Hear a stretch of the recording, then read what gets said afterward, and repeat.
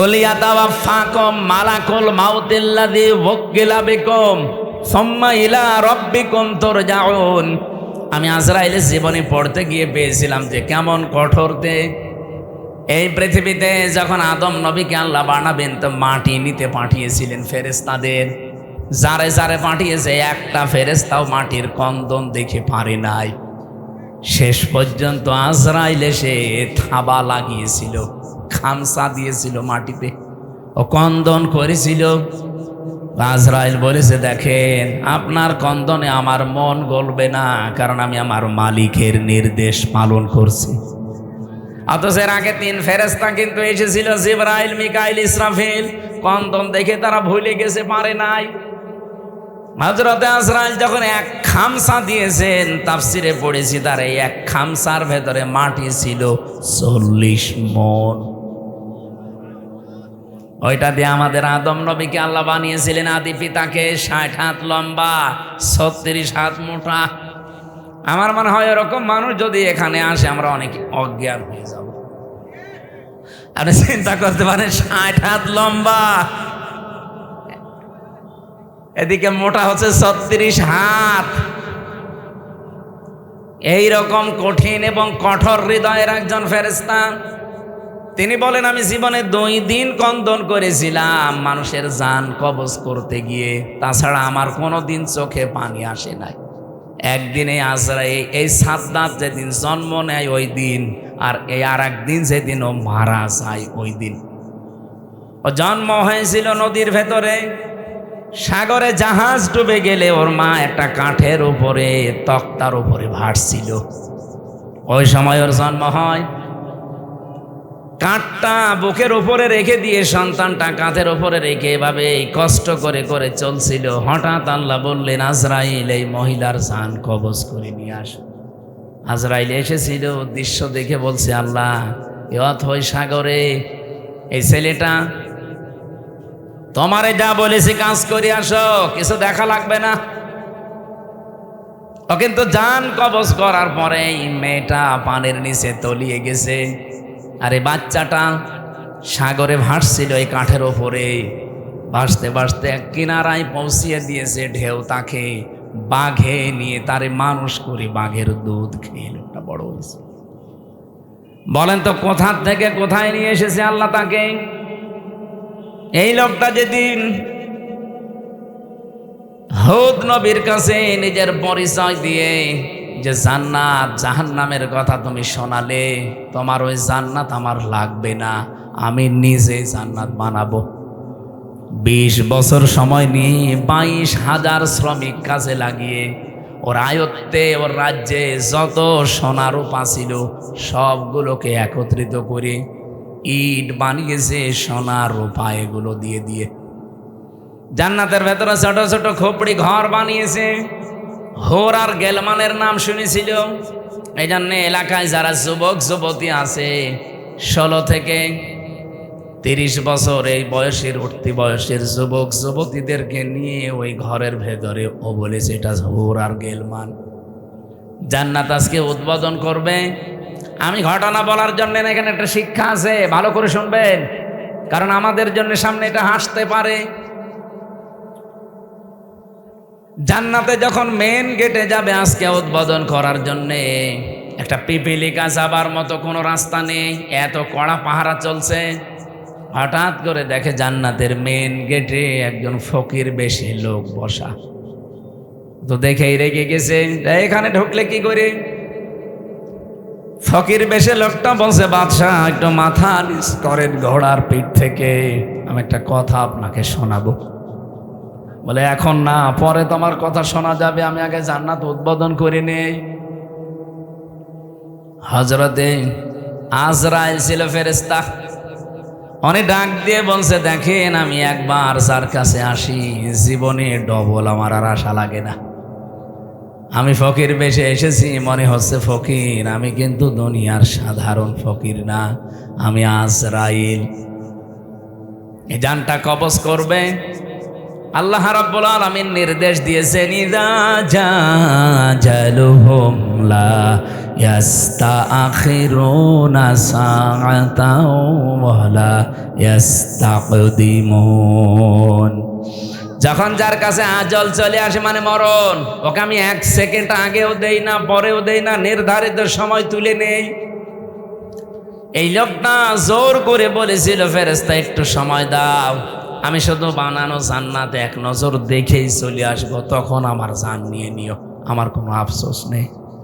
ফেরেশতা বলেছে, না, জান্নাতের চৌকাঠ পর্যন্ত স্পর্শ করার কোনো অনুমতি আমার কাছে নেই। ঘোড়ার পিঠ থেকে লোকটা তারপরও জোর করে নামতে গিয়েছে, ওখান থেকে জান কবজ করেছে ঘোড়ার পিঠ থেকে। তাফসিরে তাবারিতে দেখেছি জান্নাতের চৌকাঠি স্পর্শ করার আগেই ও মাটিতে ত্রাস করে পড়ে গেছে। এখানে আমার কয়েকটা শিক্ষা পেলাম, আপনারা হয়তো টের পাচ্ছেন না, তাই আমি কিন্তু টের পেয়েছি। এখানে শিক্ষাগুলো কি? তাফসিরে তাবারি আজরাইল বলেন, এই দিন ও যখন আমার কাছে অনুমতি চাইছিল যে 20 বছর একাধারে 22,000 শ্রমিক কাজ করে, আমি বিশাল আকাঙ্ক্ষা নিয়ে আসি যে একটু প্রবেশ করে চলে আসব, কিন্তু আল্লাহর নির্দেশ ছিল না। আমি এই দিন ওর জান কবজ করতে গিয়ে কেঁদে ফেলেছিলাম।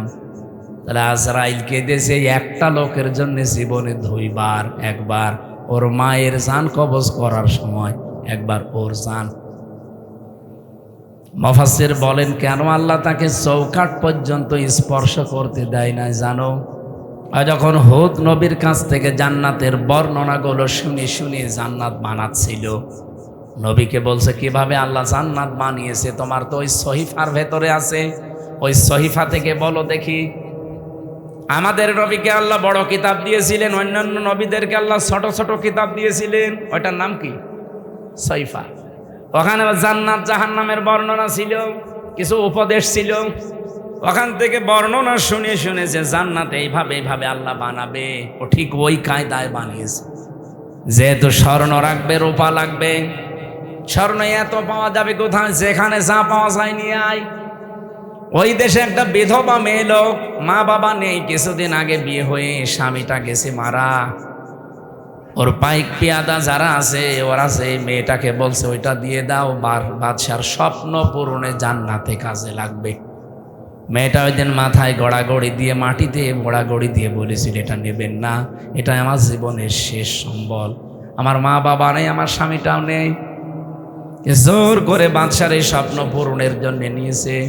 ওদিন মেয়েটা মাটিতে গড়াগড়ি দিয়ে এমন কন্দন করে বরদোয়া দিয়েছিল যে, রব্বুল আলামিন আমার জীবনের শেষ সম্বলটুকু যে কেড়ে নিল, তাকে তুমি তার বানানো জান্নাত উদ্বোধন করা বসবাস করতে দিও না।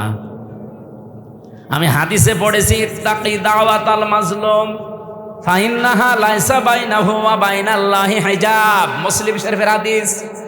নবীজি বারবার উম্মতদেরকে নিষেধ করে গেছেন, উম্মতেরা আর যাই করো, মাজলুমের বরদোয়া থেকে নিজেকে বাঁচিয়ে রাখবা সব সময়, কারণ মাজলুমের বরদোয়া আর আল্লাহর ভেতরে কোনো হেজাব থাকে না। এই মেয়েটা যখন মাটিতে গড়াগড়ি দিয়ে কেঁদে কেঁদে বরদোয়া দিচ্ছিল, আমার আল্লাহ ওই দোয়াটা সঙ্গে সঙ্গে কবুল করে নিয়েছে, কারণ কোনো পর্দা নেই। এই লোকটা যেদিন উদ্বোধন করবে, দেখা তো দূরের কথা, চৌকাঠ পর্যন্ত স্পর্শ করতে পারে নাই ওই মেয়েটার বরদোয়ার কারণে। কি বুঝলেন আপনি এখান থেকে? কত জায়গায় কত অত্যাচার জুলুম করেছিল, কিন্তু এই একটা বিধবা স্বামী হারা মা বাপ হারা এতিম মেয়ের শেষ সম্বলটুকু কেড়ে নেওয়ার কারণে আল্লাহর আরশ পর্যন্ত ধাক্কা খেয়েছে। আপনি বলতে পারেন না যে 15.5 বছরে কত মানুষের হাজারি এই জালেমার সাথে লেগেছিল, এমনি আল্লাহ এভাবে ধরেছে, কল্পনার বাইরে ছিল। আগস্টের 5 তারিখের 2টা পর্যন্ত কেউ জানে না যে ও পালাবে।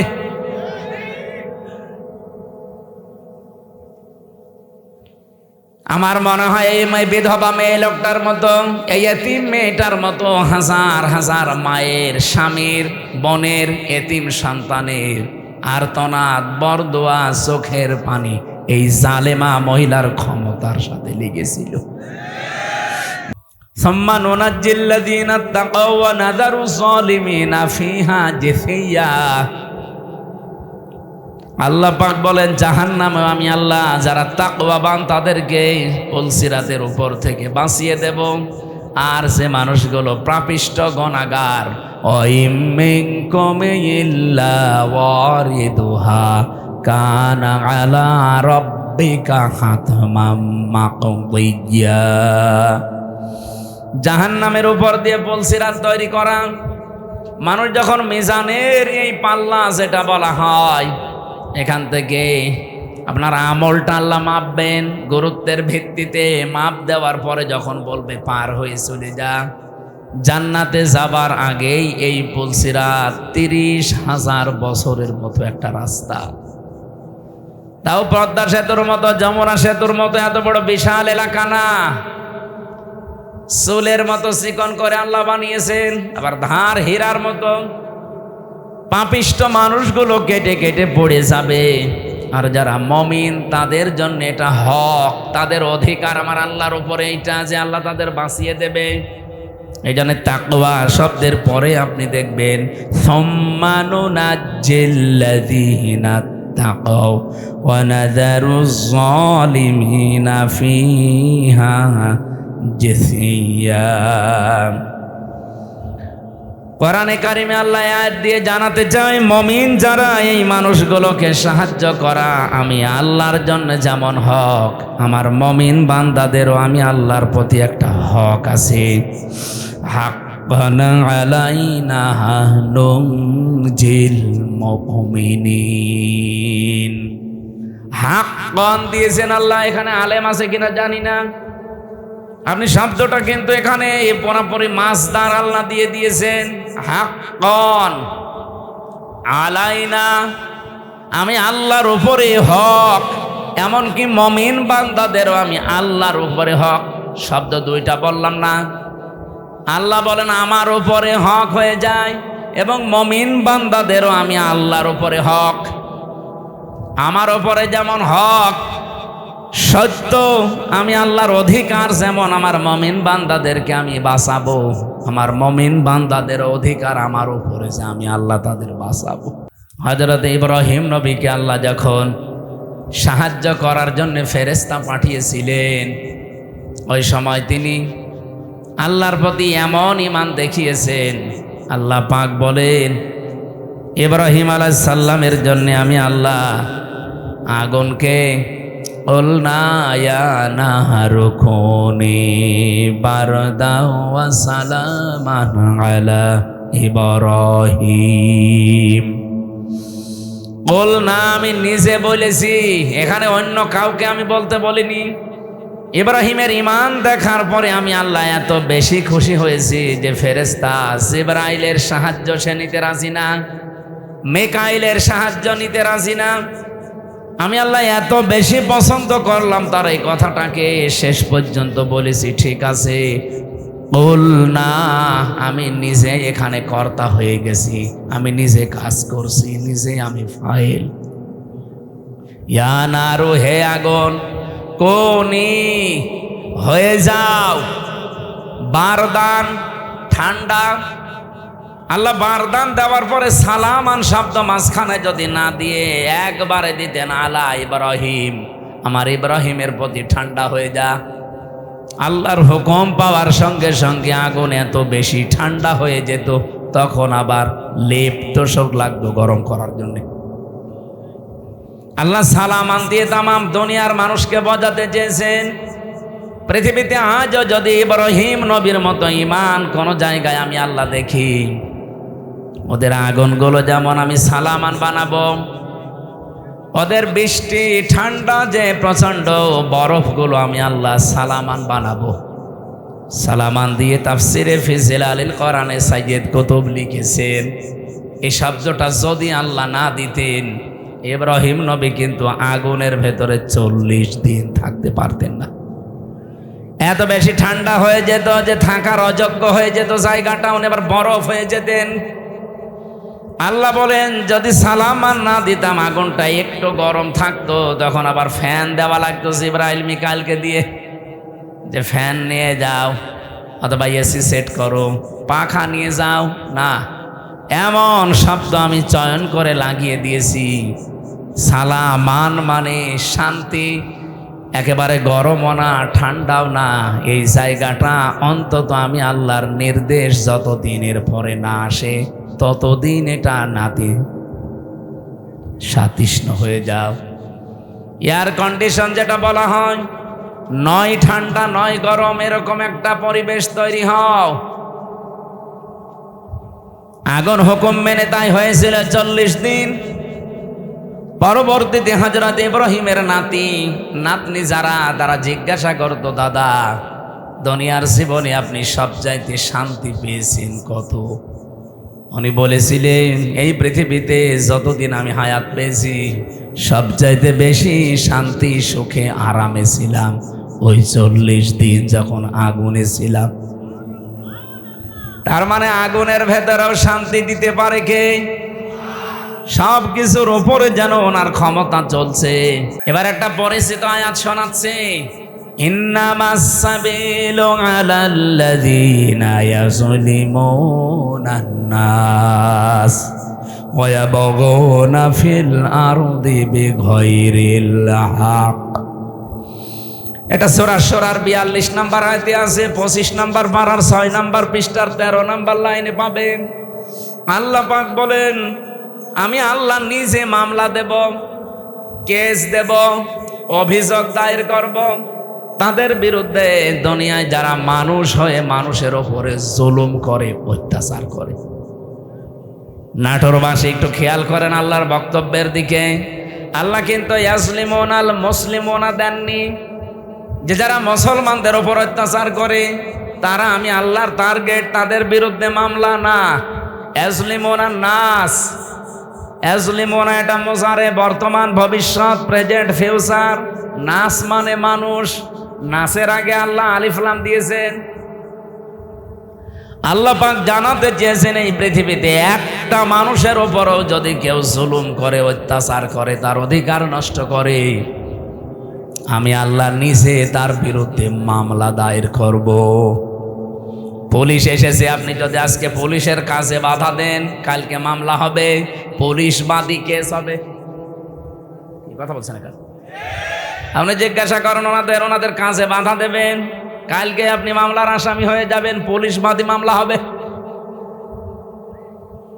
আপনি এখন আল্লাহর কাছে সরাসরি বাধা দিচ্ছেন।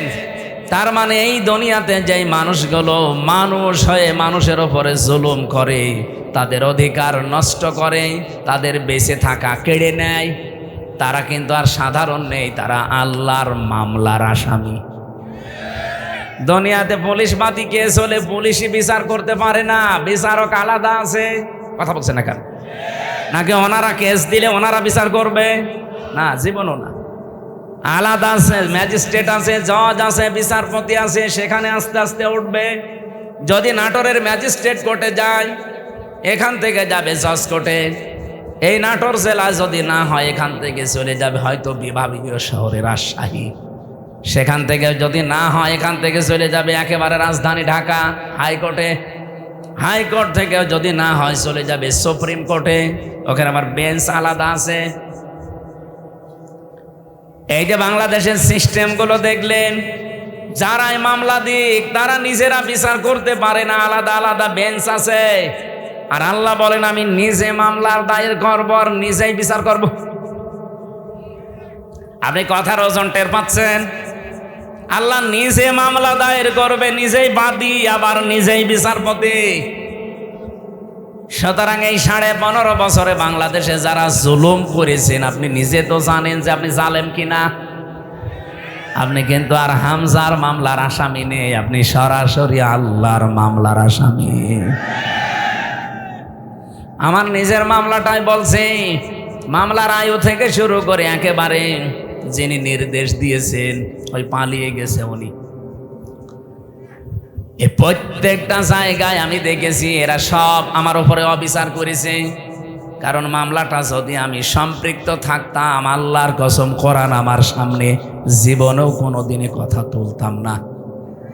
কোরআন আমি মাথায় নিয়ে বলতে পারবো এই মামলা সম্পর্কে আল্লাহর কসম আমি কিচ্ছু জানি না। আনসারুল্লাহ বাংলা টিমের প্রধান নাকি আমি, অথচ ওই ছাতা যে কি আমি আজ পর্যন্ত জানি না। এমনকি মামলার আইও পুলিশ উনি নিজেও বলতো আমারে যে হুজুর আমিও জানি আপনার কোনো দোষ নেই, করেন কেন? উপরের নির্দেশ। সব এইভাবে চলছিল।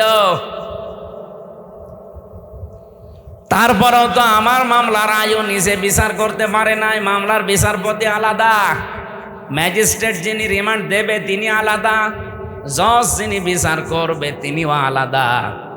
আর আল্লাহ নিজে বিচার করবেন, আবার নিজেই মামলার বাদী। আপনি পারবেন না বাঁচতে। এই জন্য আমার ভয় হয় আপনাদের নিয়ে, যারা জুলুম করে ফেলেছেন, যার উপরে জুলুম করলেন তার কাছে যে আপনি আগে ক্ষমা চেয়ে নিন। যদি না পান জীবনও আল্লাহ আপনাকে মাফ করবে না, কারণ এটা আল্লাহর দায়িত্বে নেই। এটা হককুল্লাহ না, এটা হককুল ইবাদ। হককুল্লাহ হলে আল্লাহ মাফ করে দিত। আপনি নামাজ পড়েননি, রোজা রাখেননি, হ্যাঁ এটা আল্লাহর অধিকার। আপনাকে আল্লাহ ইচ্ছা করলে মাফ করে দেবে, ইচ্ছা করলে শাস্তি দেবে, এখানে কারো কোনো প্রশ্ন নেই। কিন্তু আপনি মানুষ হয়ে মানুষের অধিকার নষ্ট করলেন, তাদের বেঁচে থাকার অবলম্বন কেড়ে নিলেন, জীবনও আপনাকে আল্লাহ মাফ করবে না। এটা আল্লাহ তার উপরে দিয়েছে যার অধিকার আপনি নষ্ট করেছেন। তাফসিরে তাবারির ভেতরে একটা কাহিনী আছে, এটা সত্য মিথ্যা যাচাই করা না, আমি শুধু শিক্ষার জন্য বলছি। দুনিয়াতে যেই মানুষগুলো মানুষ হয়ে মানুষের উপরে জুলুম করে, ওদের জীবনের কোনো আশা আমার আল্লাহ আর পূরণ করেন না। আপনি সরা এটা হুদের ভেতরে পাবেন তাফসিরে। হযরতে হুদ আলাইহিস সালামের জামানায় যেই নবীকে আল্লাহ পাঠিয়েছিলেন, যে জামানায়, ওই জামানায় যে কাফের ছিল, আপনারা নাম সবাই জানেন, সাদ্দাদ। নাম শোনেননি? এই জঘন্যতম লোকটাকে মাত্র 2 দিন, তাছাড়া আজ পর্যন্ত কারো জান কবজে আজরাইল কাঁদে নাই। আজ আজরাইলের চোখে পানি আসা অত সহজ না। কি আপনি কি যত যাকে তাকে মনে করছেন? নাম শুনলেই বোঝা যাচ্ছে দয়া মায়া নেই। আজরাইল ওলিয়াতাওয়াফাকুম মালাকুল মাউতিল্লাযী ওয়াক্কিলা বিকুম সুম্মা ইলা রাব্বিকুম তুরজাউন। আমি আজরাইলের জীবনী পড়তে গিয়ে পেয়েছিলাম যে কেমন কঠোরতে। এই পৃথিবীতে যখন আদম নবীকে আল্লাহ বানাবেন তো মাটি নিতে পাঠিয়েছিলেন ফেরেশতাদের। যারে যারে পাঠিয়েছে, একটা ফেরেশতাও মাটির কন্দন দেখে পারে নাই। শেষ পর্যন্ত আজরাইল এসে থাবা লাগিয়েছিল, খামসা দিয়েছিল মাটিতে, ও কন্দন করেছিল। আজরাইল বলেছে, দেখেন আপনার কন্দনে আমার মন গলবে না, কারণ আমি আমার মালিকের নির্দেশ পালন করছি। অথচ এর আগে 3 ফেরেশতা কিন্তু এসেছিল, জিবরাইল, মিকাইল, ইসরাফিল। কন্দন দেখে তারা ভুলে গেছে, পারে নাই। হযরতে আজরাইল যখন এক খামসা দিয়েছেন, তাফসিরে পড়েছি তার এই এক খামসার ভেতরে মাটি ছিল 40 মণ। ওইটা দিয়ে আমাদের আদম নবীকে আল্লাহ বানিয়েছিলেন, আদি পিতাকে। 60 হাত লম্বা, 36 হাত মোটা। আমার মনে হয় এরকম মানুষ যদি এখানে আসে, আমরা অনেক অজ্ঞান হয়ে যাব। আপনি চিন্তা করতে পারেন, 60 হাত লম্বা, এদিকে মোটা হচ্ছে 36 হাত। এইরকম কঠিন এবং কঠোর হৃদয়ের একজন ফেরেশতা। তিনি বলেন, আমি জীবনে 2 দিন কন্দন করেছিলাম মানুষের জান কবজ করতে গিয়ে, তাছাড়া আমার কোনো দিন চোখে পানি আসে নাই। একদিনে আজরাইল এই সাদ্দাত যেদিন জন্ম নেয় ওই দিন, আর এই আর একদিন যেদিন ও মারা যায় ওই দিন। ও জন্ম হয়েছিল নদীর ভেতরে, সাগরে জাহাজ ডুবে গেলে ওর মা একটা কাঠের উপরে, তক্তার উপরে ভাসছিল। ওই সময় ওর জন্ম হয়। কাঠটা বুকের উপরে রেখে দিয়ে সন্তানটা কাঁধের উপরে রেখে এভাবে কষ্ট করে করে চলছিল। হঠাৎ আল্লাহ বললেন, আজরাইল এই মহিলার জান কবজ করে নিয়ে আস। আজরাইল এসেছিল, দৃশ্য দেখে বলছে, আল্লাহ এ অথই সাগরে এই ছেলেটা তোমারে যা বলেছি কাজ করে আসো, কিছু দেখা লাগবে না। ও কিন্তু জান কবজ করার পরে মেয়েটা পানির নিচে তলিয়ে গেছে, আর এই বাচ্চাটা সাগরে ভাসছিল এই কাঠের ওপরে। ভাসতে ভাসতে এক কিনারায় পৌঁছিয়ে দিয়েছে ঢেউ তাকে, বাঘে নিয়ে তারে মানুষ করে বাঘের দুধ খেয়ে লোকটা বড় হয়েছে। বলেন তো কোথা থেকে কোথায় নিয়ে এসেছে আল্লাহ তাকে?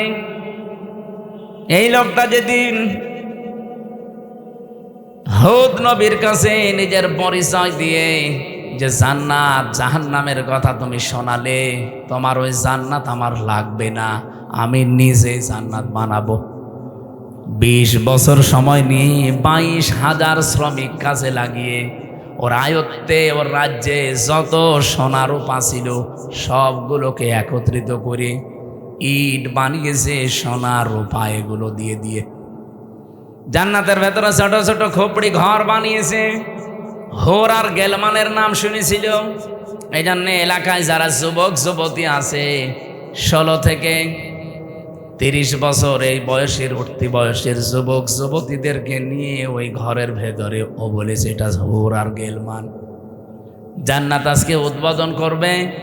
আমি ঘটনা বলার জন্য না, এখানে একটা শিক্ষা আছে, ভালো করে শুনবেন, কারণ আমাদের জন্য সামনে এটা হাসতে পারে। জান্নাতে যখন মেন গেটে যাবে আজকে উদ্বোধন করার জন্যে, একটা পিপিলিকা যাবার মতো কোনো রাস্তা নেই, এত কড়া পাহারা চলছে। হঠাৎ করে দেখে জান্নাতের মেন গেটে একজন ফকির বেশি লোক বসা। তো দেখেই রেগে গেছে, এখানে ঢুকলে কি করে? ফকির বেশে লোকটা বলছে, বাদশাহ একটু মাথা নিচ করেন ঘোড়ার পিঠ থেকে, আমি একটা কথা আপনাকে শোনাবো। বলে এখন না, পরে তোমার কথা শোনা যাবে, আমি আগে জান্নাত উদ্বোধন করে নেই। হযরতে আজরাইল ছিল ফেরেশতা, অনেক ডাক দিয়ে বলছে, দেখেন আমি একবার যার কাছে আসি জীবনে ডবল আমার আর আশা লাগে না। আমি ফকির বেশে এসেছি, মনে হচ্ছে ফকির, আমি কিন্তু দুনিয়ার সাধারণ ফকির না, আমি আজরাইল। এই জানটা কবজ করবে।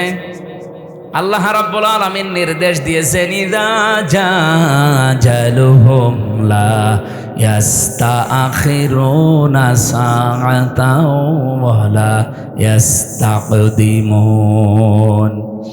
যখন যার কাছে আজল চলে আসে মানে মরণ, ওকে আমি 1 সেকেন্ড আগেও দেই না পরেও দেই না, নির্ধারিত সময় তুলে নেই।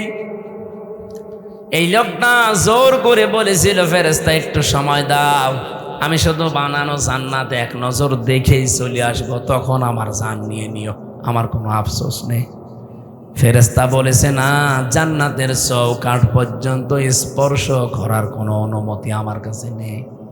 ঘোড়ার পিঠ থেকে লোকটা তারপরও জোর করে নামতে গিয়েছে, ওখান থেকে জান কবজ করেছে ঘোড়ার পিঠ থেকে।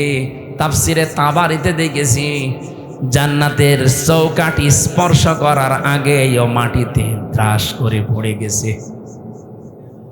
এখানে আমার কয়েকটা শিক্ষা পেলাম, আপনারা হয়তো টের পাচ্ছেন না, তাই আমি কিন্তু টের পেয়েছি। এখানে শিক্ষাগুলো কি? তাফসিরে তাবারি আজরাইল বলেন, এই দিন ও যখন আমার কাছে অনুমতি চাইছিল যে 20 বছর একাধারে 22,000 শ্রমিক কাজ করে, আমি বিশাল আকাঙ্ক্ষা নিয়ে আসি যে একটু প্রবেশ করে চলে আসব, আল্লাহর নির্দেশ ছিল না। আমি এই দিন ওর জান কবজ করতে গিয়ে কেঁদে ফেলেছিলাম। তাহলে আজরাইল কেঁদেছে একটা লোকের জন্য জীবনে 2 বার, একবার ওর মায়ের জান কবজ করার সময়, একবার ওর জান। মুফাসসির বলেন, কেন আল্লাহ তাকে চৌকাঠ পর্যন্ত স্পর্শ করতে দেয় না জানো? যখন হুদ নবীর কাছ থেকে জান্নাতের বর্ণনাগুলো শুনে শুনে জান্নাত বানাচ্ছিল, নবীকে বলছে, কিভাবে আল্লাহ জান্নাত বানিয়েছে তোমার তো ওই সহিফার ভেতরে আছে, ওই সহিফা থেকে বলো দেখি। আমাদের নবীকে আল্লাহ বড় কিতাব দিয়েছিলেন, অন্যান্য নবীদেরকে আল্লাহ ছোট ছোট কিতাব দিয়েছিলেন, ওইটার নাম কি? সহিফা। ওখানে জান্নাত জাহান্নামের বর্ণনা ছিল, কিছু উপদেশ ছিল।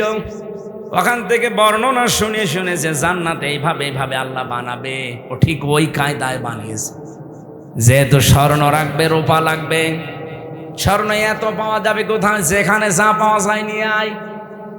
ওই দেশে একটা বিধবা মেয়ে লোক, মা বাবা নেই, কিছুদিন আগে বিয়ে হয়ে স্বামীটা গেছে মারা। ওর পাইক পিয়াদা যারা আছে ওরা সেই মেয়েটাকে বলছে ওইটা দিয়ে দাও, বাদশার স্বপ্ন পূরণে জান্নাতে কাজে লাগবে। মেয়েটা ওই দিন মাথায় গড়াগড়ি দিয়ে, মাটিতে গড়াগড়ি দিয়ে বলেছিল এটা নেবেন না, এটা আমার জীবনের শেষ সম্বল, আমার মা বাবা নেই, আমার স্বামীটাও নেই। জোর করে বাদশার এই স্বপ্ন পূরণের জন্য নিয়েছে। ওদিন মেয়েটা মাটিতে গড়াগড়ি দিয়ে এমন কন্দন করে বরদোয়া দিয়েছিল যে রব্বুল আলামিন আমার জীবনের শেষ সম্বলটুকু যে কেড়ে নিল, তাকে তুমি তার বানানো জান্নাত উদ্বোধন করা বসবাস করতে দিও না। আমি হাদিসে পড়েছি ইত্তাকি দাওয়াতাল মাজলুম ফাইন্নাহা লাইসা বাইনাহু ওয়া বাইনাল্লাহি হিজাব, মুসলিম শরীফের হাদিস। নবীজি বারবার উম্মতদেরকে নিষেধ করে গেছেন, উম্মতেরা আর যাই করো, মাজলুমের বরদোয়া থেকে নিজেকে বাঁচিয়ে রাখবা সব সময়, কারণ মাজলুমের বরদোয়ার আল্লাহর ভেতরে কোনো হেজাব থাকে না।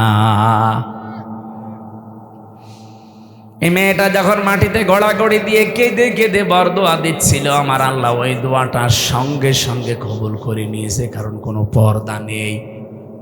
এই লোকটা যেদিন উদ্বোধন করবে, দেখা তো দূরের কথা, চৌকাঠ পর্যন্ত স্পর্শ করতে পারে নাই ওই মেয়েটার বরদোয়ার কারণে। কি বুঝলেন আপনি এখান থেকে? কত জায়গায় কত অত্যাচার জুলুম করেছিল, কিন্তু এই একটা বিধবা স্বামী হারা মা বাপ হারা এতিম মেয়ের শেষ সম্বলটুকু কেড়ে নেওয়ার কারণে আল্লাহর আরশ পর্যন্ত ধাক্কা খেয়েছে।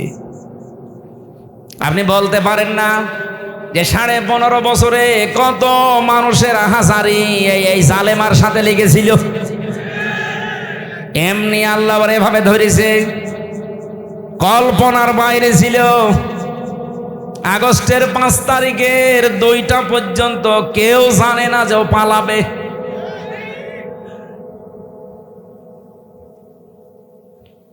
আমার মনে হয় এই বিধবা মেয়ে লোকটার মতো, এই এতিম মেয়েটার মতো হাজার হাজার মায়ের, স্বামীর, বোনের, এতিম সন্তানের আর্তনাদ, বরদোয়া, চোখের পানি এই জালেমা মহিলার ক্ষমতার সাথে লেগেছিল। বিশেষ করে যারা আয়না ঘরে ছিল, আপনি ভাবতে পারেন, যারা আয়না ঘরে 8 বছর 10 বছর পড়ে আছে। আমি তো মাত্র 10 দিন ছিলাম মাটির নিচে, তাই আমি অজ্ঞান হয়ে গেছি। আর যারা 8 বছর 10 বছর 14 বছর পড়ে আছে, দুনিয়া কি সে জানে না, এমনকি নিজের নাম কি তাও ভুলে গেছে। আমার নাম যে ব্যারিস্টার আরমান, সে নিজেও জানে না। আরে ভাই, 10 বছর 12 বছর একটা লোককে যদি কেউ না ডাকে, ওর নাম মনে থাকবে কি করে? ওরে তো কেউ ডাকে না। ও লোকটা জানে না যে এখন দিন না রাত, এটা যে কোন বছর চলছে তা ওর জানা নেই, এটা যে কোন মাস চলছে, কি বার আজকে, কয়টা বাজে, কিচ্ছু জানে না। ও আন্দাজে নামাজ পড়তাম। আমি তো 4 ওয়াক্ত নামাজ একসাথে পড়েছি, কারণ আমি জানি না যে এখন কখন কি। আমার মাজায় দড়ি লাগিয়ে চোখে ওই কালো কাপড় বেঁধে, পেছনে হ্যান্ডকাপ দিয়ে, পায়ের সাথে ডান্ডা বেড়িতে মানে 11 ঘন্টা টাঙিয়েছিল। মানে পাটা আমার উপরে ছিল, মাটিতে ছিল না। মাঝে মাঝে ফেলতে গেলেই ওই সিসি ক্যামেরায় দেখে দেখে গরম দিত। আপনি 1, 2, 5 ঘন্টা না 11 ঘন্টা। এদিকে দুপুর বেলা নিয়ে গেছে 1:30টার দিকে, রাত 11:30টার সময় নিয়ে আসতেছে। আপনি হিসাব করেন তো কত ঘন্টা হয়। এর ভেতরে মাত্র 2 বার আমাকে নামিয়েছে। আমি শুধু প্রসাব করার জন্য বলেছিলাম যে আমি টয়লেটে যাব, ওই 1.5-2 মিনিট সময় যা পেয়েছি অতটুকুই। এর ভেতরে আমার আর কোনো খাওয়া দাওয়া নেই। এর ভেতরে আমার সাথে হয় 5 ঘন্টা 7 ঘন্টা পরে হঠাৎ করে একটা গরম দিয়ে ওঠে, কারণ মাটির নিচে খালি পানির আওয়াজ পাওয়া যায়। আমার মনে হয় পাশ দিয়ে কোনো ড্রেন ছিল, অথবা টয়লেটের কোনো জায়গা, কেউ পায়খানা করলে ওই পড়ে, ওই তখন আওয়াজ হয়।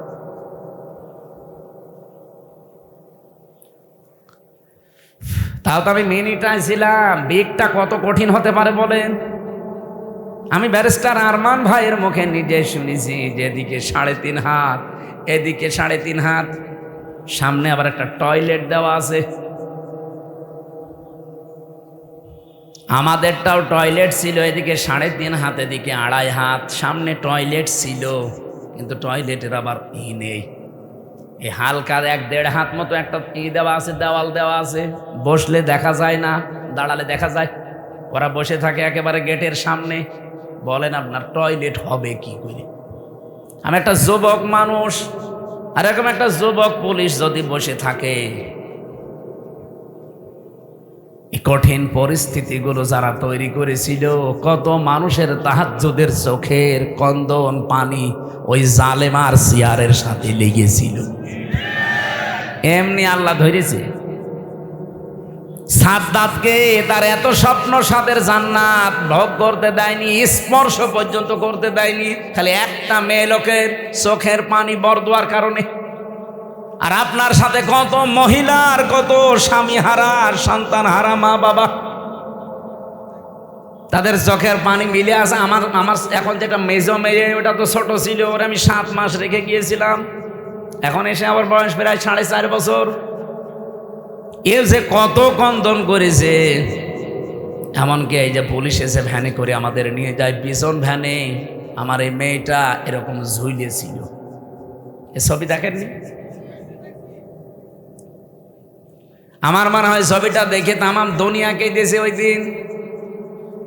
প্রশাসনের সর্বোচ্চ দায়িত্ব ওই সময় যারা ছিল গোয়েন্দা বিভাগে, তারা পর্যন্ত আমার বাড়িতে কল দিয়েছিল যে এই দৃশ্য আর মানা যায় না। আমরা এতদিনও জানতাম যে হুজুরের কোনো দোষ নেই, এখনো জানি, কিন্তু আমাদের হাত বাঁধা ছিল। কিন্তু না, এ দৃশ্য দেখে মানুষ আর ঠিক থাকতে পারে না। বিভিন্ন জায়গা থেকে শুধু উল্টাপাল্টা কথা আসতেছে, যা আপনার ছেলেকে ছেড়ে দিলাম। আমার ভাইরা,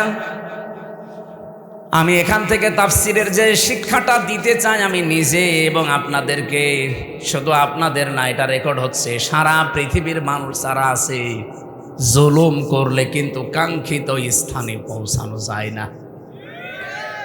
এটা কি কোরআনের কথা বিশ্বাস করেন? এজন্য আগামীতে কেউ যদি আসেন দায়িত্বে, জুলুম করবেন না। তাহলে আপনি যে টার্গেট নিয়ে এগিয়ে যাচ্ছেন, ওই টার্গেট ফিল আপ হওয়ার আগে আপনি পড়ে যাবেন। আমার কথা বোঝা গেছে? ইন্নামা নুমলি লাহুম লিয়াজদাদু ইসমা ওয়া লাহুম আযাবুম মুহিন। সূরা আলে ইমরানে আছে 4 নাম্বার পারা 12 নাম্বার পৃষ্ঠা 9 নাম্বার লাইনে পাবেন, এটা শেষের অংশে আছে। আল্লাহ তাআলা বলেন, কোন মানুষ যদি জুলুম করে, পাপ করে, সীমা লঙ্ঘন করে ফেলে, তখন আমি আল্লাহ ওকে আর ছাড় দেই না, তখন ওকে কঠিন এবং অপমানজনক আযাবের ভেতরে ফেলে দেই। কি অপমান! আজ তামাম দুনিয়া কেউ হাসিনাকে নিতে রাজি না। শুধুমাত্র ভারত তাও বিভিন্ন কায়দা কৌশলে রেখেছে। আমি আজকে 7-8টা বিষয় পেয়েছি কেন ওকে রেখেছে। এই যে বিডিআর হত্যা, 57 জন অফিসার হত্যা, বিশেষ করে শাপলা চত্বরে আলেমদের হত্যা, এই 2টা হত্যার পেছনে সরাসরি জড়িত আছে ইন্ডিয়া নিজে। এই এখন প্রমাণ আস্তে আস্তে বের হচ্ছে। অলরেডি আন্তর্জাতিক আদালতে হেগে ওদের বিরুদ্ধে 2 জনের বিরুদ্ধে মামলা হচ্ছে।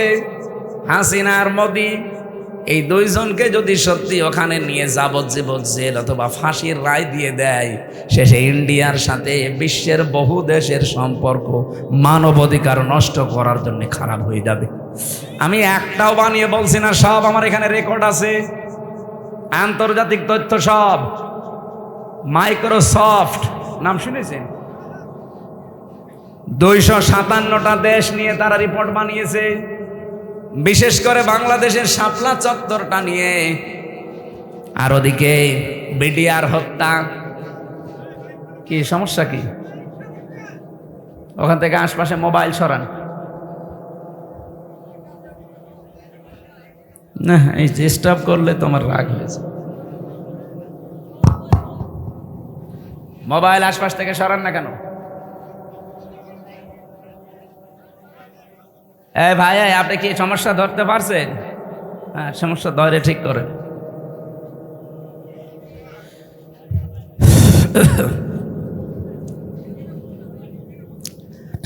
আমার ভাইরা, যে কথা তুলেছিলাম এখান থেকে আমার নিজের কাছে এই কথা মনে হচ্ছে, আমি নিজে যেহেতু রিপোর্টগুলো গতকালকে পেয়েছি, আর আমি বলছি একটা আমার নিজের না, খ্রিস্টানদের বানানো রিপোর্ট।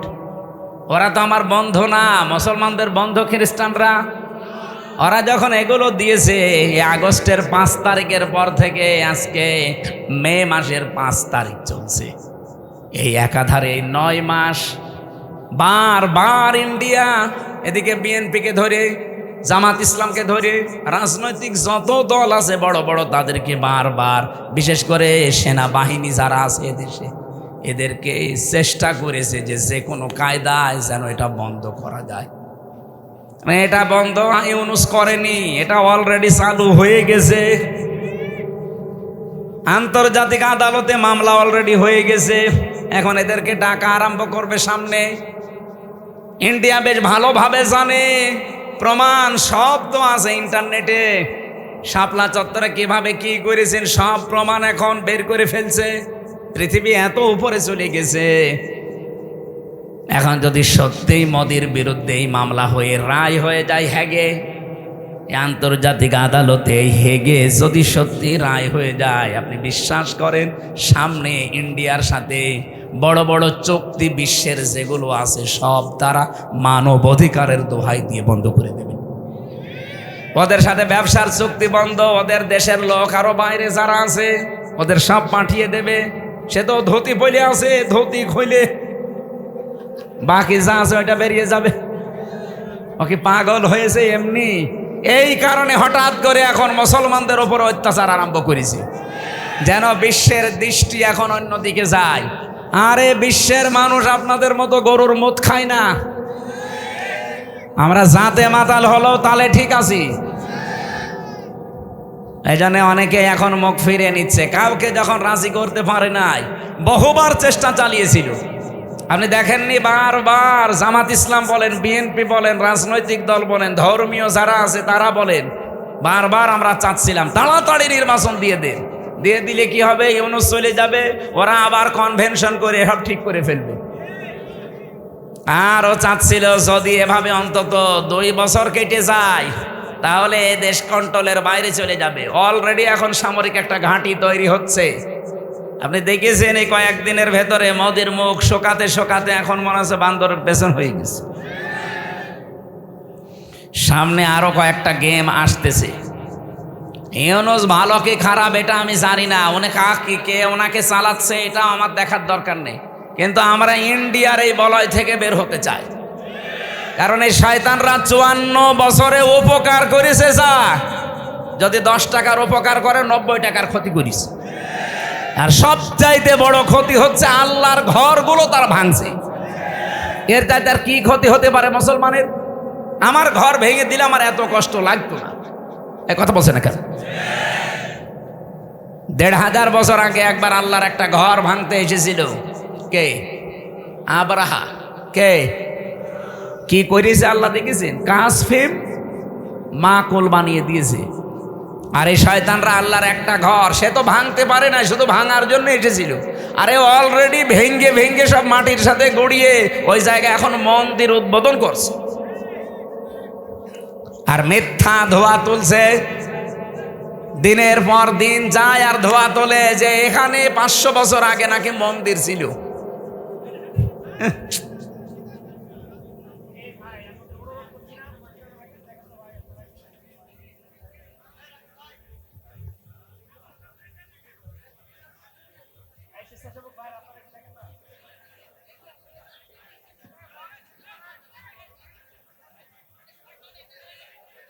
এই যাক, যার ভালো লাগছে না চলে যাক। ওই একা যাচ্ছে আবার আরেকজনকে ডেকে নিয়ে যাচ্ছে, ওটা ধরেন তো। আপনি আস্তে করে চলে যেতে পারছেন না? নাটোর বাসে যেহেতু রাজনৈতিক মহল অনেক বড়, ওই মানুষগুলো চিন্তা ভাবনা করবে আমি তো আর রাজনৈতিক ময়দানের বড় নেতা না, আমি একজন কর্মী মাত্র। আমি একটু টাচ দিলাম যতটুকু পেয়েছি আপনাদের। জুলুম যারাই করবে, এই যে মোদি আজ যে জুলুম করছে, ও যে টার্গেট নিয়ে যাচ্ছে, কোরআন 100% সত্য বিশ্বাস করি, ও জীবনেও সাদ্দাদের মতো টার্গেটে পৌঁছাতে পারবে না। টার্গেটে পৌঁছানোর আগেই দেখবেন পড়ে যাবে। চা বিক্রি করতো, পরবর্তীতে দেখবেন তামাক বিক্রি করবে, নিচে নামিয়ে দেবেন আল্লাহ। চা বিক্রি করতো, ওরা তামাক বিক্রি করাবে।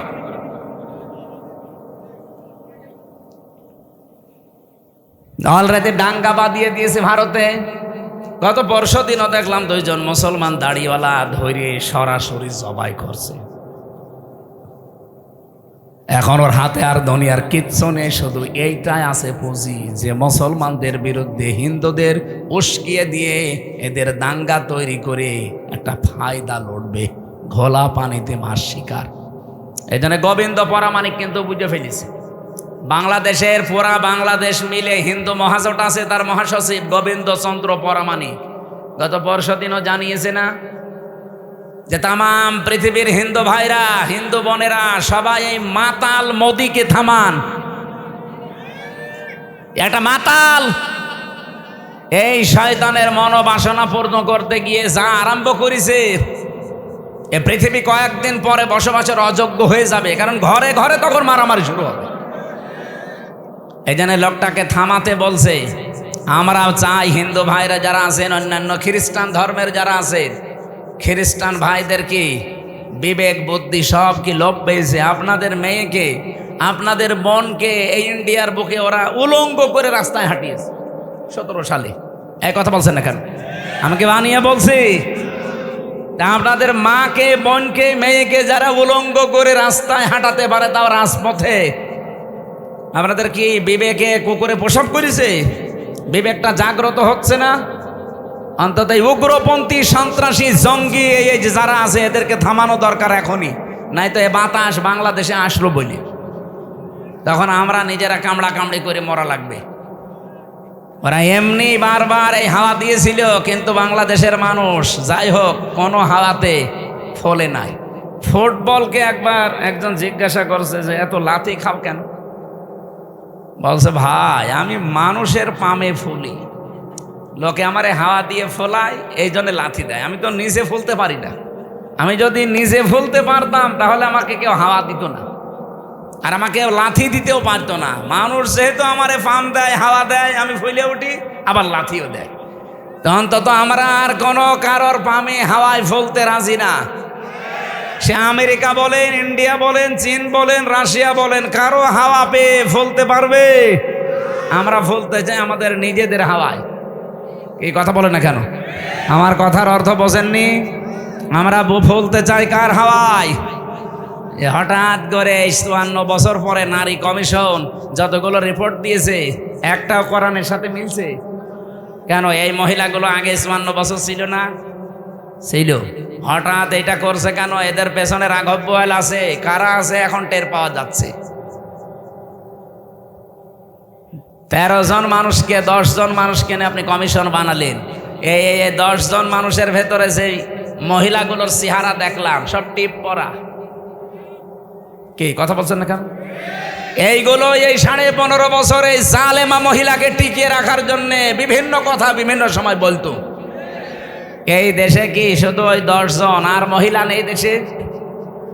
ডক্টর নাসিমা হাসানকে নেওয়া যায়নি? ঢাকা বিশ্ববিদ্যালয়ের যে শিক্ষিকা, এই যে কুমিল্লায় বাড়ি, বলেছিল আমার ছেলের কলার চেপে ধরেছেন কেন, জবাব দেওয়া লাগবে। এই মেয়েটাকে নেওয়া যায়নি কমিশনে? তাহলে উল্টা পাল্টা রিপোর্ট দিতে পারতেন না? এমন এমন রিপোর্ট দিয়েছে, শয়তান পর্যন্ত চিন্তা করছে যে আমিও তো এ চিন্তা করি না। প্রথম রিপোর্টে কি দেখেছে? যে কোনো স্বামী যদি স্ত্রীর সাথে সহবাস করতে চায়, স্ত্রী যদি বলে না আমার এখন হবে না, এরপরও স্বামী যদি সহবাস করে তাহলে ধর্ষণ মামলা হবে। ধর্ষণ মামলা হলে জজ রায় দেবে, ধর্ষণের বিচার কি ফাঁসি? কথা বলছে না কেন? আপনার কি মনে হয় এই রিপোর্ট শুনে বলেন তো? ভালো। তা আপনি রায় দেওয়ার জন্য তো সাক্ষী লাগবে। তা এখন মানুষের মনের অবস্থা তো আর কেউ জানে না। একই জোর করেছে আর স্ত্রী কি রাজি হচ্ছিল না, এটা তো স্বামী স্ত্রী ছাড়া কেউ জানে না। এখন ওই জায়গায় সাক্ষীর জন্য আপনাকে মানুষ বসিয়ে রাখা লাগবে, অথবা ইউটিউবারদের রাখা লাগবে। আমার মাঝে মাঝে এই যে 318 পৃষ্ঠা পুরাটা পড়লাম, পরে আমার মনে হচ্ছে এগুলো মেয়াদ উত্তীর্ণ গাঁজা খেয়েছি।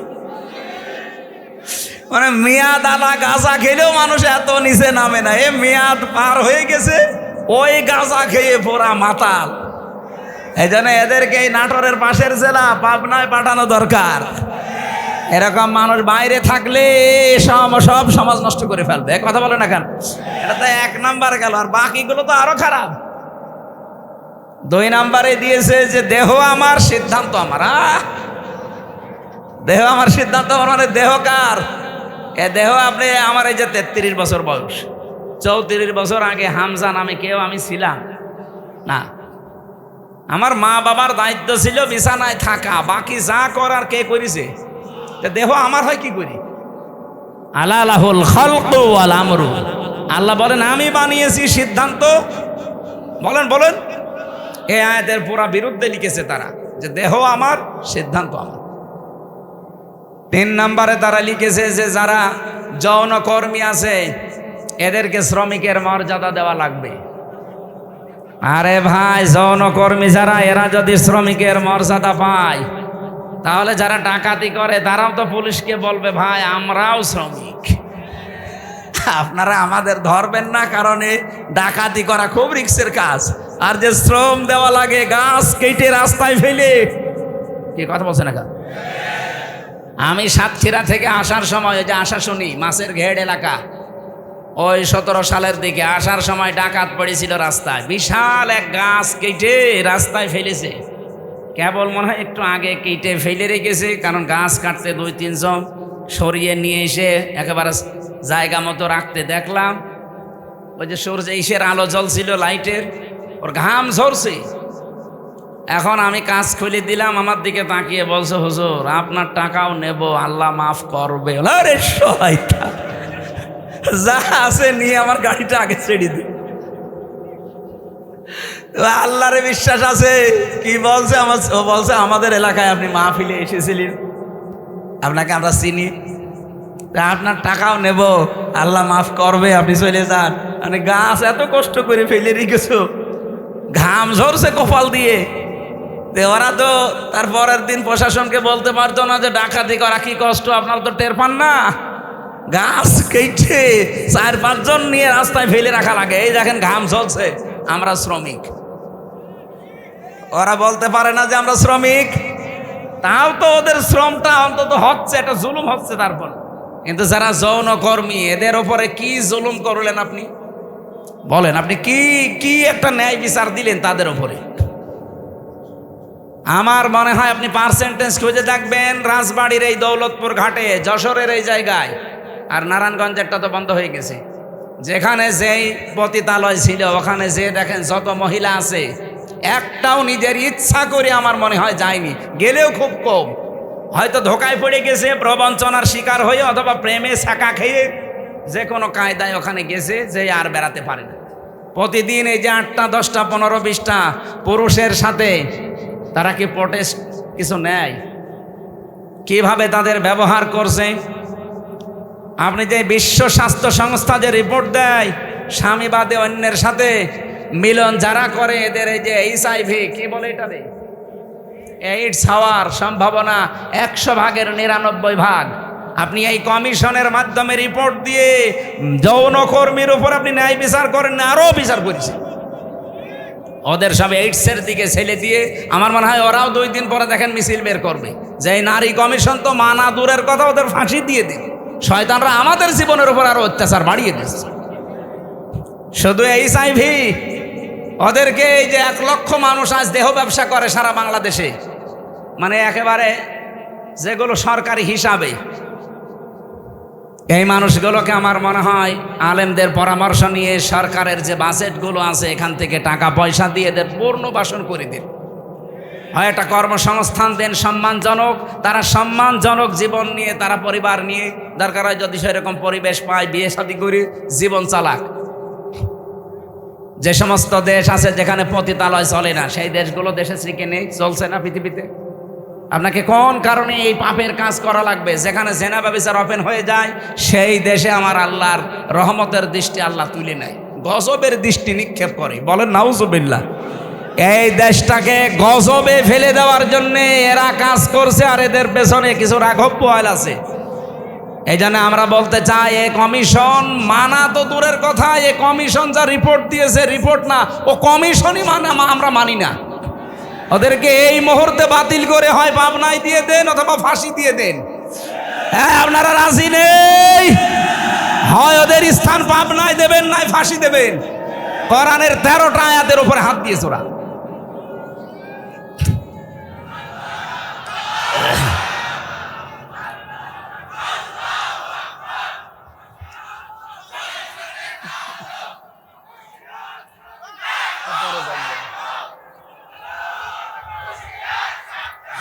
আমার ভাইরা,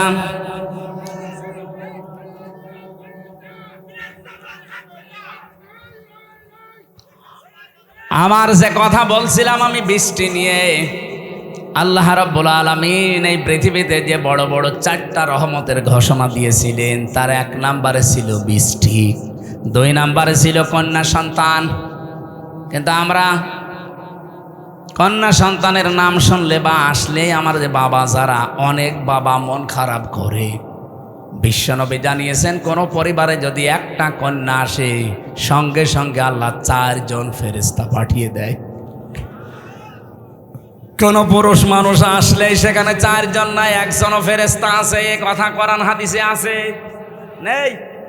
মেয়েরা যারা এসেছেন, সম্মানিতা মা বোনেরা, আপনাদের কাছে বিপদে ফেলার জন্য এই কমিশনে নারী নামে কিছু হিজড়া, এগুলো নারী বলা যায় না।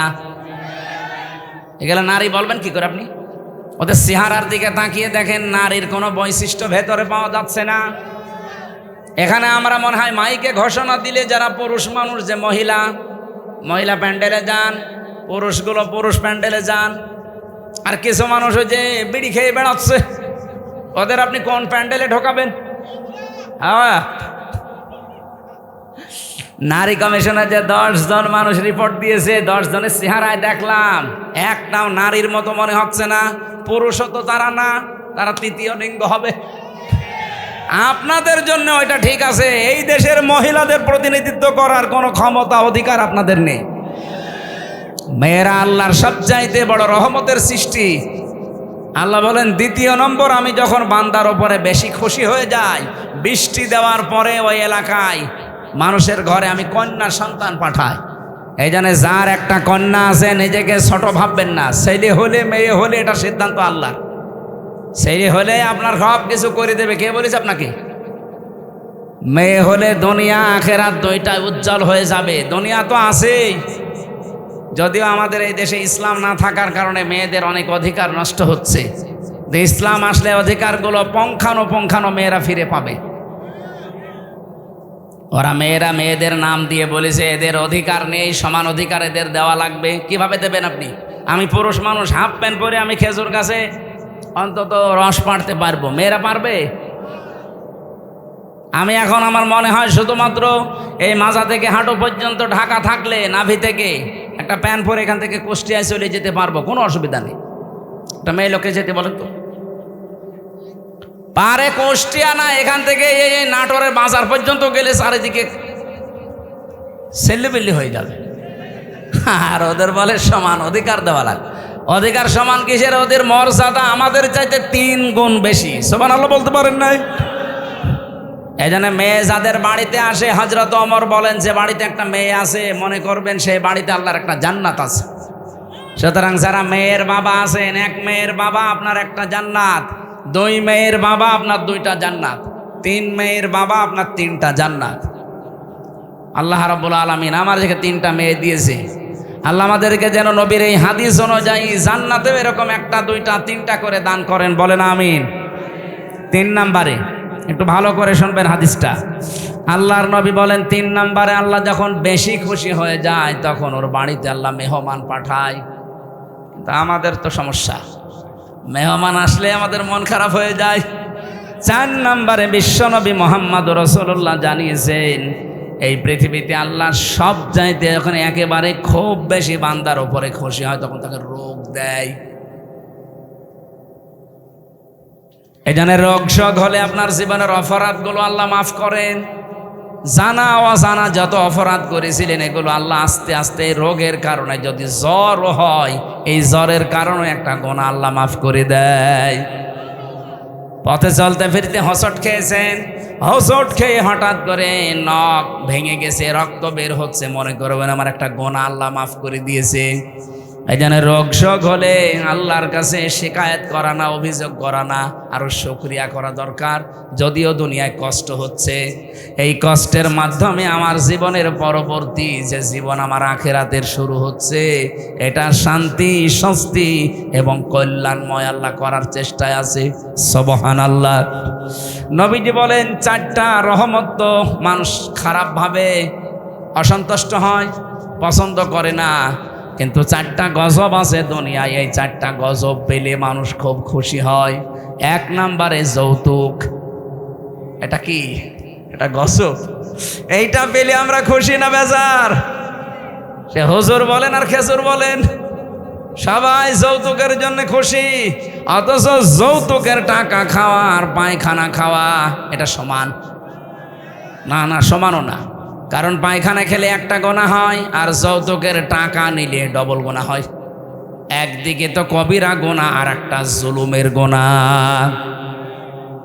মেয়ের বাপের খুশি ছাড়া, তার মন থেকে খুশি হওয়া ছাড়া তার বাড়িতে ছেলের বাড়ির লোকজন যে একটা পান খাওয়া জায়েজ নেই।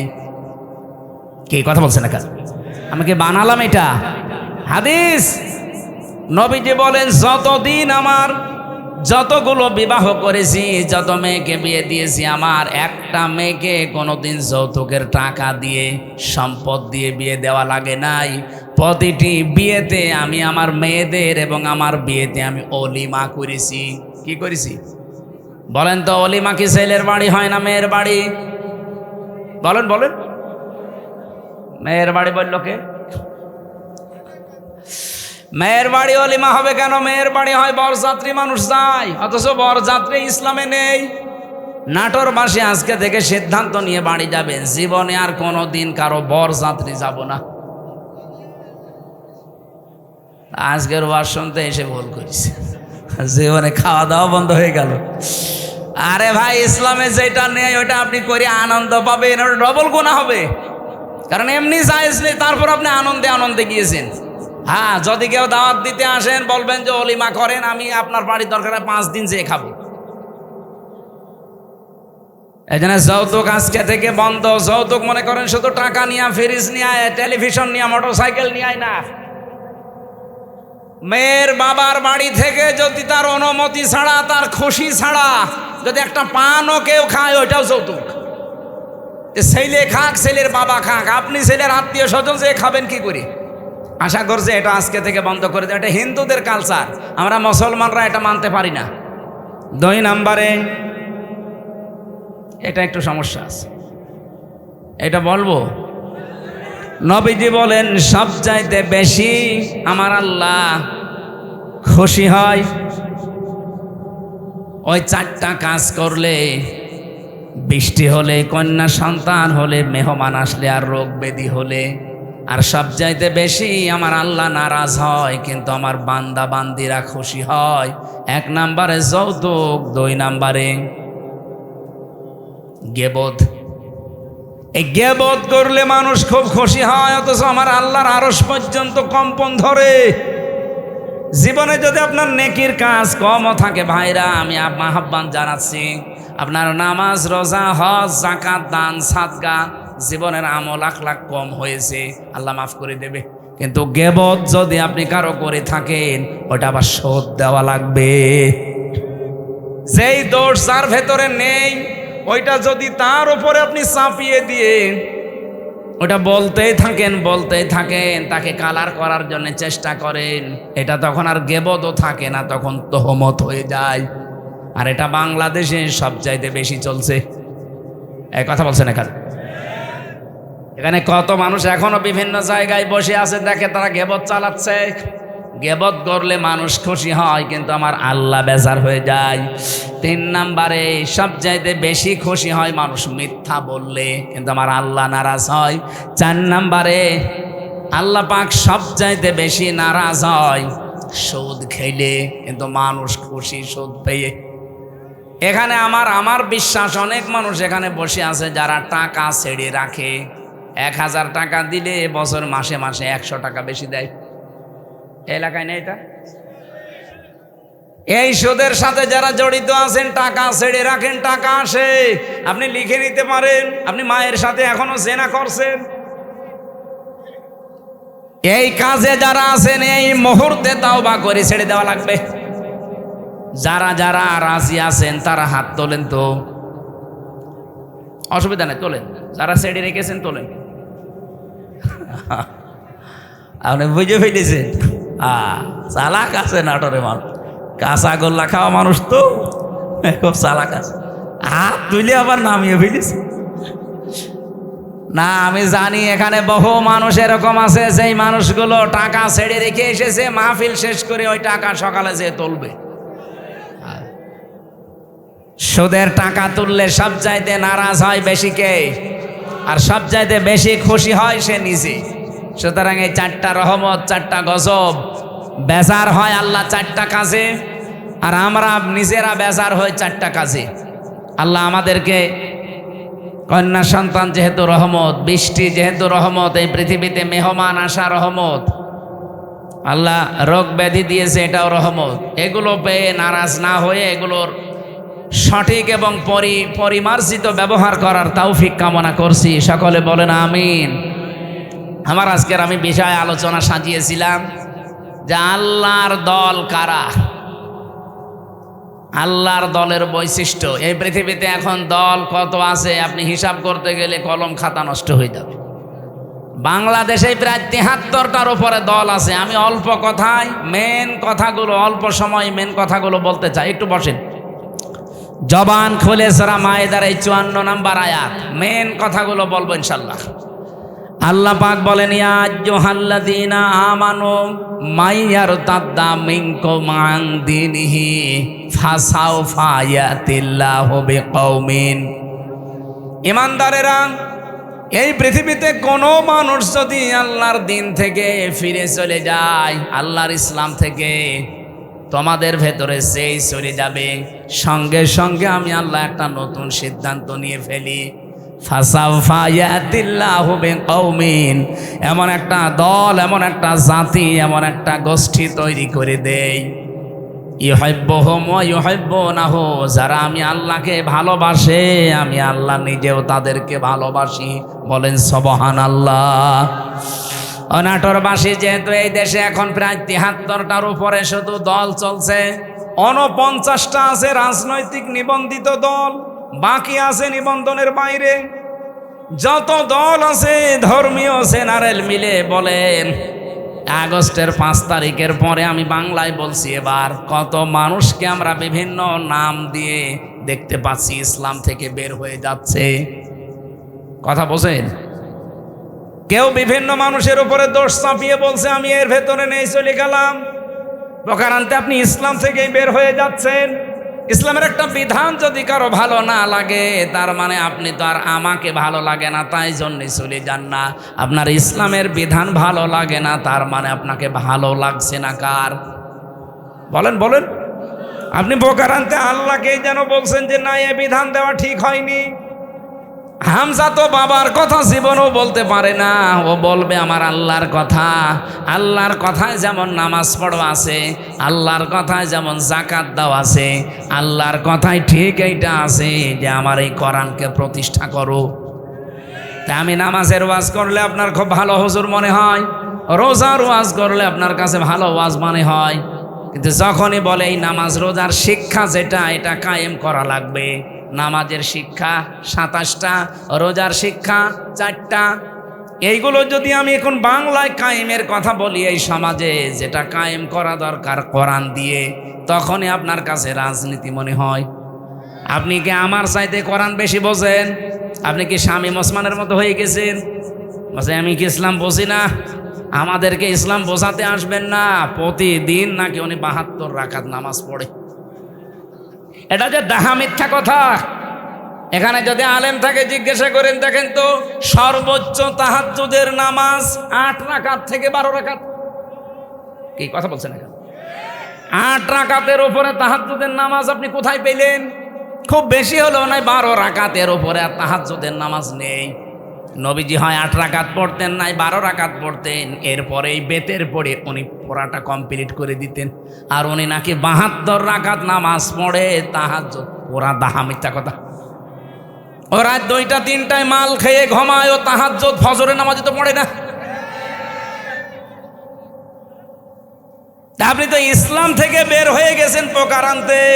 হামজার উপরে দোষ চাপিয়ে, যে ওদের দোষ আছে, 24-এর দোষ, 71-এর দোষ, 47-এর দোষ। এই কথা না বোঝার ভান করে থাকবেন না। আগস্টের 5 তারিখের পরে বহু মানুষকে আমরা দেখলাম আল্লাহর দিন থেকে প্রকারান্তে ইসলাম থেকে বের হয়ে চলে যাচ্ছে। ওরা আমাদের ভয় দেখাতে চায় যে আমরা চলে গেলে তোমরা নিরুপায় হয়ে যাবে। আরে ভাই, ইসলাম তো আর আমার না, আর আমি ইসলামের মালিকও না, ইসলামও আমার না, ইসলামের মালিকও আমি না। আমার মালিকও আল্লাহ, ইসলামের মালিকও আল্লাহ। আমি শুধু খাদেম।